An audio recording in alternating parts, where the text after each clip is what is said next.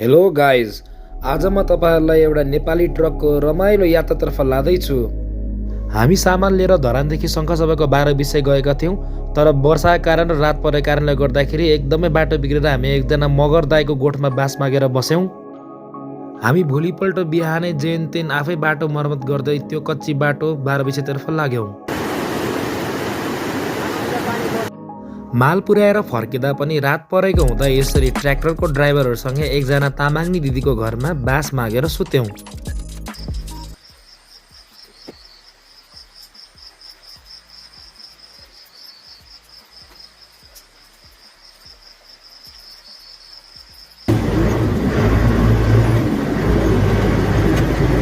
Road भनेको off road number 1। फर्किने क्रममा हामीले एकजना नेपाल प्रहरीको घरमा फ्रीमा खाना खायौं र यो राम्चे गाउँलाई कहिले नबिर्सिने गरी हामी धरानतिर